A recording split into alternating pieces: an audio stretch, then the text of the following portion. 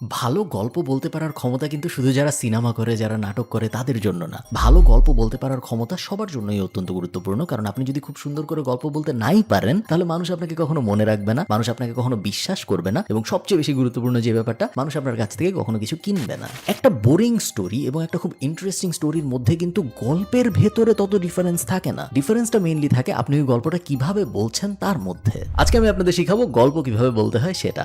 গল্প বলার একটা আর্ট আছে, গল্প বলার একটা সিস্টেম আছে, এবং গল্প বলার একটা স্টেপ বাই স্টেপ প্রসেস এবং গাইডলাইন আছে। যে গাইডলাইন যদি আপনি ফলো করেন, তাহলে আপনি হলিউড মুভির মতো, টেড টকের মতো এবং এর থেকেও আরো অনেক বেশি ইন্টারেস্টিং ওয়েতে নিজের গল্প বলতে পারবেন, যে গল্প শুনে সবাই আপনার সাথে কাজ করতে চাবে। আপনার সেই প্রমোশনটা হবে যেটা অনেকদিন ধরে হয় না। আপনার কাছ থেকে মানুষ বিভিন্ন জিনিস কিনবে যেগুলো আপনি বেচতে চান। ওভারঅল আপনার পার্সোনাল লাইফ বলেন, বা আপনার কোম্পানি লাইফ বলেন, বা আপনার এন্টারপ্রেনারশিপ জার্নির কথা বলেন, বা আপনার এমপ্লয়মেন্ট ক্যারিয়ারের কথা বলেন, সব জায়গায় গল্প বলার স্কিলটা আপনার অনেক কাজে আসবে। চল শুরু করা যায়। ইলন মাস্কের জন্ম 1971 সালে। এটা একটা ফ্যাক্ট, এবং এই ফ্যাক্টটা আপনার কয়েকদিন পর আর মনে থাকবে না। কেন মনে থাকবে না? তার কারণ এটা আমি আপনাকে গল্পের মতো করে বলি নাই। এখন যদি আমি আপনাকে বলি ইলন মাস্কের জন্ম এমন একটা সময় হয়েছে যখন বাংলাদেশেও খুব ক্রুশাল একটা জিনিস চলতেছিল, সেটা হলো মুক্তিযুদ্ধ। হ্যাঁ, ইলন মাস্ক এবং মুক্তিযুদ্ধ দুইটা একই সময়ে হয়েছে। একই জিনিস, একটা শুধুমাত্র ফ্যাক্ট হিসেবে বলা হলো এবং আরেকটা একটু গল্পের স্টাইলে বলা হলো। সেকেন্ডটা যারা শুনবে তাদের এই জিনিসটা মনে রাখার সম্ভাবনা অনেক অনেক বেশি। কেন আমাদের গল্প মনে থাকে এবং ফ্যাক্ট মনে থাকে না? আমাদের হিউম্যান ব্রেইন ন্যারেশন এবং স্টোরি টেলিং এর জন্যই বানানো হয়েছে, ফ্যাক্ট মনে রাখার জন্য বানানো হয় নাই। এনশিয়েন্ট টাইম থেকে আস্তে আস্তে যখনই হিউম্যান ব্রেইন ডেভেলপ করেছে, যখনই সে কোনো ফ্যাক্ট নিয়েছে, সেই ফ্যাক্টটাকে সে একটা স্টোরির ভেতরে এমবেড এবং র্যাপ করেই নিজের মাথার মধ্যে স্টোর করেছে। এবং এইটা করতে করতে করতে করতে আমাদের ব্রেইন এখন এমন একটা পর্যায়ে এসেছে যে কোনো একটা ফ্যাক্ট আইসোলেটেড ফ্যাক্ট হিসেবে যদি আমাদের কাছে আসে, তাহলে আমাদের সেটা মনে থাকে না। এই কারণে ওটাকে গল্প দিয়ে মোড়ায় নিজেদের কাছে আনতে হয়। যখন আমরা ভালো একটা গল্প শুনি, তখন আমাদের ব্রেইন থেকে ডোপামিন রিলিজ হয়। আমাদের ব্রেইন মনে করে সে একটা ভালো কাজ করেছে, একটা ইন্টারেস্টিং কাজ করেছে এবং একটা এক্সাইটমেন্ট ওয়ালা কাজ করেছে। আপনি জানেন যে আপনার ছোটবেলায় কি হয়েছিল? আপনার মাকে যদি আপনি যে জিজ্ঞেস করেন তার ছোটবেলায় কি হয়েছিল, এগুলো সবাই সে বলতে পারবে। কিন্তু গত সপ্তাহে পত্রিকার পাতায় হেডলাইন কি ছিল, এটা কিন্তু আমরা কেউ বলতে পারবো না। তার কারণ আমরা গল্প মনে রাখি, আমরা আন্দাজে ফ্যাক্ট মনে রাখি না। এই ভিডিওর স্পন্সর ট্যাপ, যেটা বিদেশ থেকে দেশে টাকা পাঠানোর একটা অ্যাপ। এই অ্যাপের অ্যান্ড্রয়েড এবং আইওএস দুইটা ভার্সনই আছে, এবং এই অ্যাপ ব্যবহার করার মেইন সুবিধা 5টা। এক নম্বর সুবিধা, জিরো ফি অন ট্রান্সফার। টাকা পাঠাতে বা যিনি টাকা রিসিভ করতেছেন তার টাকা রিসিভ করতে কোনো এক্সট্রা টাকা পয়সা খরচ হয় না। 2 নম্বর বেনিফিট, খুবই ভালো এক্সচেঞ্জ রেট। আপনি যখন টাকা পাঠাচ্ছেন, তখন আপনি $1 যখন পাঠাবেন, যিনি রিসিভ করবে তিনি ওই দিনের $1 সমপরিমাণ বিডিটি সবচেয়ে বেশি যেটা হয় সেটাই পাবেন। 3 নম্বর, ফ্লেক্সিবল পেমেন্ট মেথড। আপনি বিকাশে, আপনি নগদে, আপনি ব্যাংক অ্যাকাউন্টে, সিক্রেট পিন ব্যবহার করে কোনো একটা স্পেসিফিক ব্যাংক অ্যাকাউন্টে সবভাবে আপনি টাকা পাঠাইতে পারবেন। 4 নম্বর বেনিফিট, খুবই ভালো ট্রান্সফার স্পিড।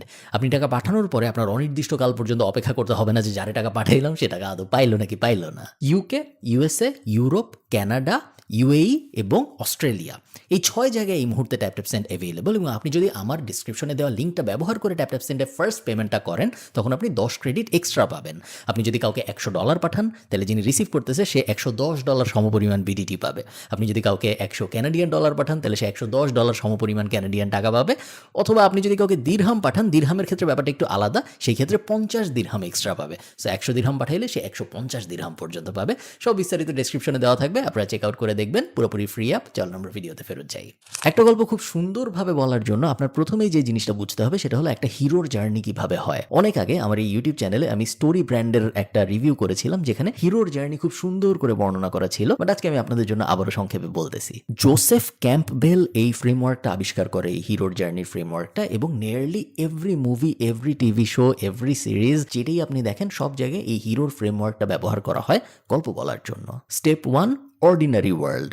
একটা ছেলে আছে বা একটা মেয়ে আছে বা একটা জিনিস আছে, ওটা একটা নর্মাল ওয়ার্ল্ডের ভিতরে আছে, সে জানেও না তার সামনে কি ঝামেলা আসতে যাচ্ছে বা কি ঝামেলা আসতে পারে। Second step, call to adventure. তার সেই নর্মাল জীবনটার মধ্যে কোনো একটা ঝামেলা হয়েছে। এখন এই ঝামেলাটা কি হইতে পারে? সে বিয়ে করতে চায়, বাট মেয়ের বাবা বিয়ে দিবে না। সে একটা ক্যারিয়ার পেতে চায়, বাট না, সমাজ তাকে ওই ক্যারিয়ারটা পেতে দিবে না। সে সরকার পতন করাইতে চায়, বাট সরকার তাকে পতন হইতে দিবে না। কোনো একটা কনফ্লিক্ট তার জীবনের মধ্যে আসছে, যেটা ওই হিরোর জার্নিটাকে একটু কনফ্লিক্টেড এবং ইন্টারেস্টিং করে তোলে। থার্ড স্টেপ, মেন্টর আসবে একটা। হিরো কখনোই একা একা তার গোল অ্যাচিভ করতে পারে না, তার সঙ্গী সাথী লাগে। সিনেমায় আমরা দেখি হিরোর বন্ধু থাকে, হিরোর গাইড থাকে, হিরোর সাথে কাজ করতেছে এরকম মানুষজন থাকে। রিয়েল লাইফে আমরা জানি যে আমাদের আশপাশে অনেক মানুষ থাকে যারা আমাদের জীবনে মেন্টর হিসেবে কাজ করে, যারা আমাদেরকে আমরা যা অ্যাচিভ করতে চাই সেই অ্যাচিভ করাটার জন্য হেল্প করে। Fourth step, transformation. সো হিরোর একটা প্রবলেম হয়েছে, সেই প্রবলেম সলভ করার জন্য মেন্টররা আসছে এবং তারপরে এই মেন্টরদের সহায়তায় হিরো নিজেকে আস্তে আস্তে ট্রান্সফর্ম করে। তখন আপনি দেখেন যে হিরো অনেক প্র্যাকটিস করতেছে, হিরো একদম বাসার বেসমেন্টে বসে একটা জায়গায় ঘুষি মারতেছে নিজেকে স্ট্রং করার জন্য। ওইটার জিনিসপত্রগুলো হিরো এই কারণে করে কারণ ওর এখন এই স্ট্রাগল পিরিয়ডটা যাচ্ছে, যে স্ট্রেংথটাও গেইন করবে এই স্ট্রাগল পিরিয়ডটার মধ্যে দিয়ে। এই স্ট্রেংথটা ওকে ওই প্রবলেমটা সেকেন্ড স্টেপের মোকাবেলা করতে হেল্প করবে। Last step, the result, the acceleration এবং দ্য অ্যাচিভমেন্টস। হিরো ফাইনালি ওর মেন্টরের সহায়তায় ওর সব প্রবলেমের, স্ট্রাগলের, সব কিছুর কষ্ট সহ্য করেও শেষ পর্যন্ত ও আরো স্ট্রং হয়ে ফিরে এসেছে। এখনো যুদ্ধ করবে, এখনো নায়িকাকে পাওয়ার চেষ্টা করবে, এখনো ভিলেনকে হারানোর চেষ্টা করবে এবং ও যদি ঠিক মতো করতে পারে সবকিছু, তাহলে দুইটা জিনিসের একটা হবে। এক, হিরো জিতবে, ও নায়িকাকে পাবে, ও ভিলেনকে হারাবে, ও যা অ্যাচিভ করতে চায় তাও অ্যাচিভ করতে পারবে। অথবা সে হেরে যাবে এবং ও আবার মেন্টরের সহায়তা নিয়ে আবারও ওদের বেসমেন্টে চলে যাবে এবং আবারও ফাইট করবে আরেকদিন যুদ্ধ করার জন্য। আপনি যখন একটা গল্প বানাবেন তখন আপনি কখনো হিরো হবেন না। আপনি যখন একটা গল্প বানাবেন মানুষকে বলার জন্য, তখন সবসময় মাথায় রাখবেন আপনার অডিয়েন্স হবে আপনার হিরো এবং আপনি হবেন তার মেন্টর। আপনি নিজে যদি হিরো হয়ে যান তাহলে কিন্তু আপনার গল্প কেউ শুনতে চাবে না, কারণ সবাই চায় নিজে হিরো হতে। এবং আপনি যখন আপনার অডিয়েন্সকে, হোক সেটা একটা ফেসবুক অ্যাডে, হোক সেটা একটা ইন্টারভিউর মিটিংয়ে, যেখানেই হোক, সব জায়গায় মনে রাখবেন আপনি যার সাথে কথা বলতেছেন সে ওই গল্পটার হিরো এবং আপনি তার একজন মেন্টর বা গাইড, যে হেল্প করতেছে ওই হিরোটাকে তার জার্নিটা অ্যাচিভ করার জন্য। ইভেন একদম বেসিক সেন্সে মনে করেন আপনি ইন্টারভিউ দিতে গেছেন একটা চাকরির জন্য, ইন্টারভিউতে আপনার গোল কি? চাকরি পাওয়া। যে ইন্টারভিউ নিচ্ছে তার গোল কি? তার গোল হইলো একটা ভালো ক্যান্ডিডেটকে সিলেক্ট করা। সো আপনি কখনোই যে বলবেন না যে আমি ভালো, আমাকে নেন, ইত্যাদি ইত্যাদি। আপনি সবসময় জিনিসটা তার অ্যাঙ্গেল থেকে চিন্তা করবেন, কারণ সে হিরো। আপনি as a guide, as a mentor তাকে হেল্প করবেন কিভাবে সবচেয়ে ভালো ক্যান্ডিডেটটা সিলেক্ট করা যায় ওই জবের জন্য, এবং এই সিনারিওতে সবচেয়ে ভালো ক্যান্ডিডেটটা হইলেন আপনি নিজেই। আমি একটা বিজনেস শুরু করছি এবং আমার বিজনেস অনেক সাকসেসফুল। এটা খুব বোরিং একটা গল্প, এই টাইপ গল্প কেউ বলবেন না। এক সময় আমার অনেক কষ্ট ছিল এবং আমি বুঝতাম না যে আমি আসলে কি করব, কোন দিকে গেলে ভালো হবে, কোন দিকে গেলে ভালো হবে না। আমি একটা চাকরি করতাম, চাকরি কখনো ভালো লাগতো, কখনো ভালো লাগতো না। সকালবেলা উঠে ওই চাকরি করতে অনেক কষ্ট হইতো আমার এক সময় মনে হইলো অনেকজনকে দেখে যে ওরা অনেক ভালো ব্যবসা বাণিজ্য করে। হোয়াট ইফ আমি নিজেও ছোট্ট একটা কিছু শুরু করি এবং দেখি এই জিনিস আমি আদৌ করতে পারি নাকি পারি না। পারলে ভালো, না পারলে তো তেমন কোনো লস নেই, কয়েকদিন ঘুমাইতে পারবো না, এই তো ঠিক আছে, তাও আমি চেষ্টা করে দেখি। ফাইনালি আমি চেষ্টা করলাম এবং তারপরে দেখেন আজকে আমার বিজনেসটা এই করতেছে। সেম জিনিস বাট একটু ঘুরায় বলার কারণে, একটু ইন্টারেস্টিং ওয়েতে বলার কারণে একটা হয়ে গেছে গল্প আর একটা হয়ে গেছে একটা boring fact. Save the cat moment বলে একটা ফিলোসফি আছে গল্প বলার জগতে। আপনি দেখবেন অনেক সময় একটা সিনেমা যখন আপনি দেখতে বসেন বা একটা গল্প যখন আপনি দেখতে বসেন, একটা নাটক যখন আপনি দেখতে বসেন বা টিভি সিরিজ, কিছু হয় নাই বাট তারপরেও আপনি সাথে সাথে বুঝে গেছেন যে এই গল্পের মেইন ক্যারেক্টারটা কে। কিছু কিন্তু হয় নাই, কোনো অ্যাকশন হয় নাই, কোনো ড্রামা হয় নাই, তেমন কোনো ইন্টারেস্টিং স্টাফও ঘটে নাই স্ক্রিনের ভিতরে, বাট তারপরেও জাস্ট একটা, দুইটা বা তিনটা সিন দেখে আপনি বুঝে গেছেন যে এই গল্পের মেইন ক্যারেক্টারটাকে, কাকে আমার ফলো করা উচিত এবং কার উপর আমি ইনভেস্ট করবো আগামী 10 মিনিট বা আগামী 2 ঘন্টা এবং কার গল্পটা আমি দেখার চেষ্টা করব। এই কনসেপ্টটাকে সেভ দ্য ক্যাট বলার কারণ হলো এটা একটা হলিউডের খুব জনপ্রিয় টার্ম। প্রোটাগনিস্ট, যে গল্পের মেইন ক্যারেক্টার, তার সব সময় ইমিডিয়েটলি তার মেজর স্ট্রাগলটা শুরু করতে হবে না মানুষকে এটা বোঝানোর জন্য যে সেই মেইন ক্যারেক্টার। কখনো কখনো সে খুব সিম্পল কিছু একটা করতে পারে, যেমন একটা বিড়ালকে গাছের থেকে নামাইতে পারে, বিড়ালটা গাছে আটকে ছিল, সেই বিড়ালটাকে সেভ করলো। এই সিম্পল কাজটাও শুরুতে যখন সে করে তখন অডিয়েন্স বুঝে যায় যে হ্যাঁ এইটা মেইন ক্যারেক্টার, এই মেইন ক্যারেক্টারটা ইন্টারেস্টিং কাজকর্ম করবে এবং বাকি পুরাটা সময় যতক্ষণ পর্যন্ত আমি এই জিনিসটা দেখবো ততক্ষণ পর্যন্ত আমার এই মেইন ক্যারেক্টারটার উপরেই ফোকাস করতে হবে।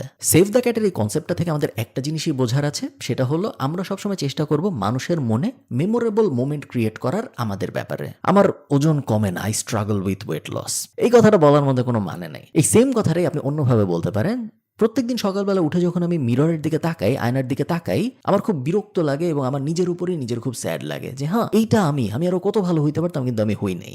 গোলটা হলো মানুষের মনে আমাদের ব্যাপারে মেমোরেবল মোমেন্ট সৃষ্টি করার জন্য। আমি যদি সিম্পলি বলতাম যে ভাই আমি মোটা হয়ে যাচ্ছি, আমি শুকানোর চেষ্টা করতেছি, ওটা তেমন কোনো ইন্টারেস্টিং মোমেন্ট ক্রিয়েট করে না মানুষের মনে। কিন্তু এই সেম কথাই যদি আমি বলি যে ভাই আপনি কি কখনো আয়নার দিকে তাকাইছেন সকালবেলা উঠে? আমি প্রত্যেকদিন তাকাই এবং আমি যা দেখি আমার ভালো লাগে না। আপনার কি কখনো এরকম হয়েছে? সেম কথা, সেম ইমোশন, বাট বলার ধরনের ডিফারেন্সের কারণে, স্টোরি ব্যাপারটা চলে আসার কারণে সেকেন্ডটা অনেক বড় লাস্টিং ইম্প্যাক্ট ক্রিয়েট করবে, যেটা ফার্স্ট সেটটা কখনো করবে না। এবং আমাদের গোলই এটা আমাদের গোল হলো লাস্টিং ইমপ্রেশন যেন আমরা ক্রিয়েট করতে পারি, কারণ যে আমাদের মনে রাখে না সে আমাদের কাছ থেকে কখনো কিছু কিনবে না। যে আমাদের মনে রাখে না তার ইউনিভার্সের মধ্যে আমাদের কোনো জায়গা নেই, যেই কারণেই তাদের ইউনিভার্সের সাথে আমাদের কোনো লেনাদেনই কখনো হবে না, যেটা আমরা চাই না। একটা বই আছে মেড টু স্টিক নাম, এবং নাম শুনে আপনারা বুঝতে পারতেছেন কিভাবে কিছু স্টিক করে, এটা নিয়ে মনে হবে বইটা। এবং এক্স্যাক্টলি তাই, কোনো একটা গল্প কেন মানুষের অনেক দিন পর্যন্ত মনে থাকে ভার্সেস কোনো একটা গল্প কেন যেন আমরা শুনে কিছুদিন পরে ভুলে যাই, ডিফারেন্সটা আসলে কি? কোনো গল্প কেন অনেকদিন মনে থাকে এবং কোনো গল্প কেন থাকে না, কোনো গল্প কেন আমাদের সাথে স্টিক করে? টার্নস আউট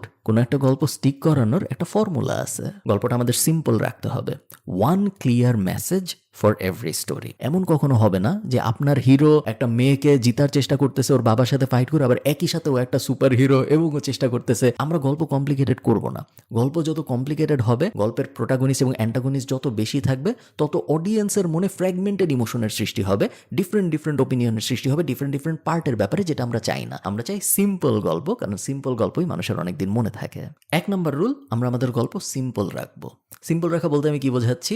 আমাদের গল্পতে কখনো আমরা বেশি অ্যাঙ্গেল যুক্ত করব না। যেমন ধরেন আপনি একটা ফেসবুক অ্যাড বানাচ্ছেন একটা খাবারের জন্য, আপনি একের বেশি দুইয়ের বেশি 3টা অ্যাঙ্গেল যখন যুক্ত করবেন, আপনি দেখবেন আপনার কনভার্সন আস্তে আস্তে খারাপ হওয়া শুরু করবে। আমার খাবার অনেক মজা, এই খাবার যদি খান আপনার অনেক ভালো লাগবে। হিরোকে আমরা বলতেছি যে হিরো যদি ওই খাবারটা খায় তাহলে হিরোর অনেক মজা লাগবে, এবং আমরা মেন্টর হিসেবে হিরোকে গাইড করতেছি ওই খাবারটা খাওয়ার জন্য। একই সাথে যদি আমরা এখন এটাও বলি আমাদের খাবার দেখতে অনেক সুন্দর, আমাদের খাবার যদি আপনি খান তাহলে আপনার ওয়েট লস হবে, আমাদের খাবার যদি আপনি খান তাহলে আপনি কালকে বিয়ে করতে পারবেন।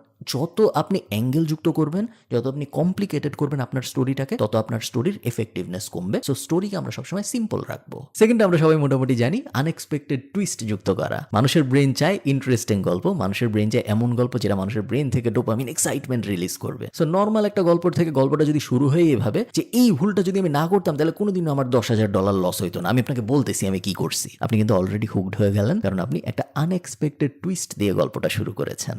Third rule, make it emotional.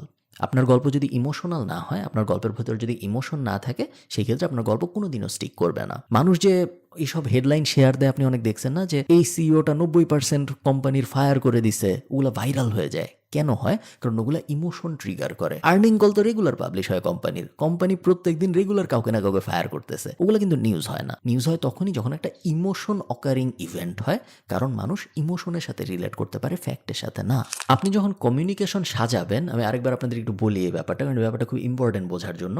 সবসময় মাথায় রাখবেন, আপনার যে কোম্পানি, আপনার যে প্রোডাক্ট বা সার্ভিস, সে নিজে কখনো হিরো হওয়ার চেষ্টা করবে না ওই গল্পে। সে যদি নিজে হিরো হওয়ার চেষ্টা করে তাহলে সে কখনোই ভালো করতে পারবে না। নাইকি কিন্তু হিরো না, নাইকি একটা মেন্টর, নাইকি একটা গাইড যে অ্যাথলেটদের দৌড়াইতে হেল্প করে। অ্যাথলেটরা হিরো, নাইকি এবং নাইকির জুতা গাইড বা হেল্পিং হ্যান্ড, যেই হেল্পটা অ্যাথলেটদের হচ্ছে এই জুতাটা পরার কারণে ভালো মতো দৌড়াইতে, ওরাই হিরো। আমরা জাস্ট হেল্প করতেছি ওদের। We are the best software company in this world, এটা আমরা কখনোই বলবো না। আমরা বলবো we help entrepreneurs do their best work with our software. আমরা হিরো না, আমরা জাস্ট সাপোর্ট, আমরা জাস্ট গাইড, আমরা হেল্প করতেছি যাকে, সে হইল গিয়া হিরো। এবং এই ব্যাপারটা যদি আপনি না ভুল করেন তাহলে আপনার কোম্পানি দেখবেন মার্কেটিং মেসেজিং এর দিক থেকে অনেক দূর পর্যন্ত যেতে পারবে। একটা বই আছে ক্রিস ভসের, নেভার স্প্লিট দ্য ডিফারেন্স।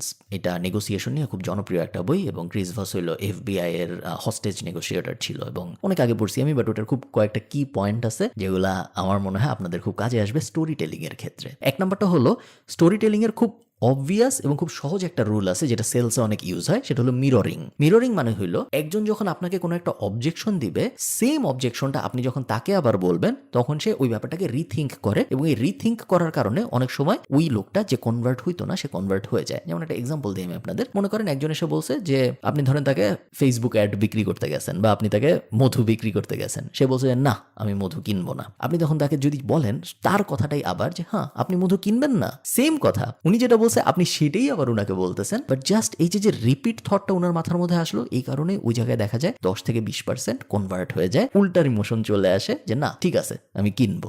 লাস্টে একটা জিনিস সবসময় মাথায় রাখবেন, কোনো একটা গল্পের ভিতরে যদি অ ফ্যাক্টর না থাকে, AWE অ ফ্যাক্টর না থাকে, কোনো একটা গল্পের ভিতরে যদি অ্যাঙ্গার ফ্যাক্টর না থাকে, এবং কোনো একটা গল্পের ভিতরে যদি এক্সাইটমেন্ট ফ্যাক্টর না থাকে, তাহলে ওই গল্প কখনোই ভাইরাল হবে না, ওই গল্প কখনোই মানুষ অনেকদিন পর্যন্ত মনে রাখবে না। সো গল্প শুনে মানুষের অ ফ্যাক্টর আসতে হবে, ইন্সপায়ার্ড ইনস্পায়ার্ড হইতে হবে, অথবা ইন্টারেস্টেড হইতে হবে, অথবা মোটিভেটেড হইতে হবে। গল্পটা শুনে মানুষের রাগ হইতে পারে, অ্যাঙ্গার ফ্যাক্টর আসতে পারে, অথবা গল্পটা শুনে মানুষের এক্সাইটমেন্ট ফ্যাক্টরস আসতে পারে। এই তিনটার কোনো একটা যদি না থাকে, একের বেশি যদি থাকে তাহলে আরো ভালো, বাট কোনো একটা যদি না থাকে তাহলে আপনার ওই গল্প খুব বেশি দূর যাবে না। আশা করি আপনাদের এই স্টোরি টেলিং মাস্টার ক্লাসটা ভালো লাগছে। গল্প বলা আমার খুব পছন্দের একটা কাজ, আপনারা হয়তো অনেকেই জানেন, এবং আমি গল্প বলা নিয়ে বেশ রিসার্চ করি যে কিভাবে কোনো একটা কিছু বললে অনেক মানুষ শুনবে ভার্সেস কিভাবে কিছু বললে কেউ শুনবে না, এবং আমি এগুলোর অনেকগুলা স্ট্র্যাটেজি অ্যাপ্লাই করি আমার গল্প বলার সময়, এবং তার অনেক কিছুই হয়তো কাজ করে, অনেক কিছু আবার হয়তো করে না। আমিও কনস্ট্যান্টলি শিখতেছি। ভালো থাকেন সবাই, সবার সাথে আমার দেখা হবে পরের কোনো একটা ভিডিওতে। টাটা।